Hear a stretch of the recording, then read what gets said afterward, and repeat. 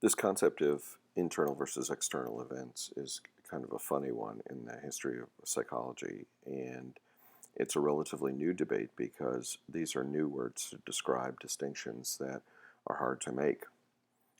I asked you on the prep guide, what are these things? What are these internal events that everybody's talking about and your book is talking about? Are they mental events?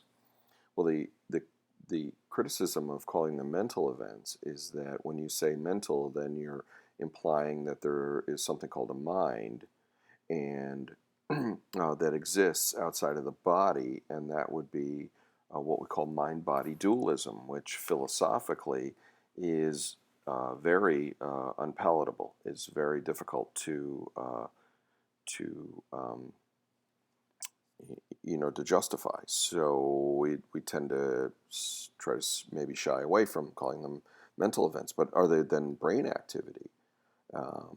And that's been the new feature is that these internal events are really brain active. So what the heck are we talking about though? We're talking about thoughts and feelings and hopes and desires and wishes and urges and visions and voices, all these sorts of things. Do we actually have these things? Are these internal? Could they be self-talk? And my advisor in graduate school used to ask us questions like, does imagining something imply that something is seen? If I were to ask you to visualize a pink elephant, does that mean that there's a pink elephant somewhere? The problem mainly that I have with internal events is that I think they're the results of something we call reification. It's a problem philosophically. It's a problem in psychology, and I'm not the only one. I mean, this is a common problem in psychology. Reification is basically turning an action-like process into a thing. In other words, turning a verb into a noun. To give you an example, I think that I was born on December 21st. Note that that's an activity. I think is something that I'm doing. I think that I was born on December 21st. Now, if you take that one step further, often what we do is we say, well, I have a thought or a memory of my birth date. And you might say, okay, that sounds entirely reasonable. And what I've just done is reified my thinkings, if you will. I'm even having difficulty talking about them. This may be a problem in our language and how we speak about actions. We tend to take a lot of actions or active-like processes and turn them into things. The problem with reification is that if I have a thought, where is that thought? Where did it come from? Where is it stored? How is it stored? How does it not decay? We start asking all these questions about a substance or a thing that we've applied, that we've implied, or that we've inferred from an activity. So if I'm angry, again, we might reify that into, well, you have anger somewhere. Or if I'm in a rage, you might say, where is the rage? If I have a hope, if I hope something happens, where is that hope? It's in my brain.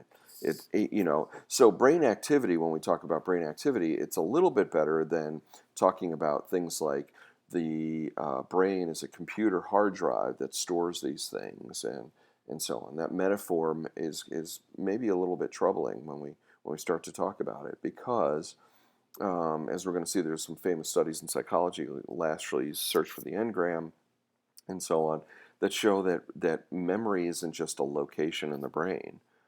So this problem of reification just comes up over and over again. We start to go look for the source of a thought or a hope or desire when it was just an activity that we were engaged in. As I said I think in my introductory lecture, the problem with studying what people do is that sometimes it doesn't leave a mark. Sometimes it's very dynamic and transcendent, and it's in the flow of events, and then we try to go back and look for the mark in the historical record somewhere, which would be our brain, and we don't see it. It doesn't mean that the brain hasn't changed in a way, but it's much more dynamic than just something. When we do, though, brain scans and look for brain activity, we have to remember what we're looking at. Often what we're looking at is blood flow or oxygen use Okay, these are indexes of certain things, and we often think of them so the blood flow isn't the thought, right? It isn't the hope. I mean, there isn't a one-to-one correspondence between activity in this structure and this memory of my birth date. That's almost absurd, to think that way. The other problem with brain scans is that they're not the resolution, the temporal resolution. Are these things occurring in real time? Where fMRIs are a little bit better. We're getting more dynamic images, but you got to lay really still and be not moving your body. And your brain, one of your brain's important functions is to move your body around. The other problem with brain scans is often the results of your scans are standardized into a model, and where that model comes from and the assumptions and the presumptions around what that model are difficult to swallow sometimes. So you got to be careful, and we got to remain skeptical of whether brain activity is a thought, is a hope, is a desire, is a mental or internal event. Just because we see profound activity in the EEG during dreaming, the interpretation of that is not that that's what our memories are. It's not that we tend to be uh, um, convinced by science fiction movies where you can make a video of what you're thinking or something like that. I don't think that'll ever will ever be able to do that, because each person's brain is going to be slightly different as a result of their history, of their experience, which is uniquely theirs. Um, this gives me cause, or it gives me pause to talk about something we call the fundamental attribution error in psychology. The fundamental attribution error is when we ask people about the causes of behavior. So if you ask a person what's the cause of their behavior, they'll give you a particular answer. And if you ask them to attribute the causes or make attributions about the causes of somebody else's behavior, they're going to give you an answer. And we tend to underestimate the role of environment or external events on behavior. And we tend to, and that's why this is called an error. And we make it depending on perspective. We make it depending on our history and so on and so forth. So, for example, if I asked you why you were late to class, you would generally tell me things like, you might say, "Well, my alarm clock didn't go off. I got caught up at the intersection. There were a lot of cars, and I couldn't cross. I couldn't find a parking space." You will tend to attribute the causes of your behavior to external events. But if I asked you why your classmate was late, you tend to say things like, "Well, they were lazy. They don't have a good work ethic. They don't really care about this class." You will tend to postulate what we call dispositional characteristics to their causes of behavior are dispositional, whereas the causes of your behavior are environmental. This demonstrates the fundamental attribution error. Interestingly, psychologists say that the fundamental attribution error is caused by a bias, which is a dispositional explanation. Thus, I think psychologists are committing the fundamental attribution error when talking about the fundamental attribution error, which I think is kind of funny.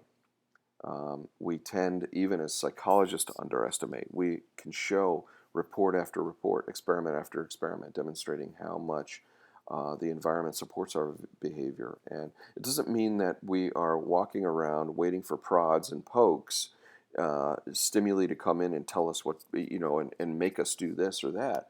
But our environment guides our behavior and shapes our behavior much more than we give it credit to. That's the focus of Skinner's appeal, though.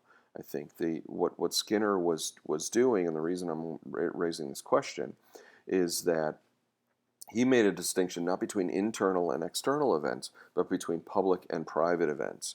And that is, there are some events that you can see and some events you can't. So it's not necessarily internal versus external. It's what you have access to as either the scientist or as the person who's behaving. Skinner's focus was thus on the public. That's what he could see. But he postulated and he talked at length about many private events influencing behavior. But his focus was, how do they become private? How do we learn to think about things? How do we learn to imagine things? How do we learn to hope and desire and feel? How is it that we become a feeling, hoping, desiring organism? And if you think you're just born that way, then we need to talk about cultural anthropology and differences in even the cultural differences between thoughts and hopes and desires and so on. And there's many examples of that. Um, just to give you an example, Skinner often talked about one of the strategies that we teach our kids is to make lists of things. What do you have to do when you're going shopping? Make a list write down the things that you need. But we also can recite those lists. We can memorize those lists, meaning that if we practice them, they become easier uh, uh, to recite.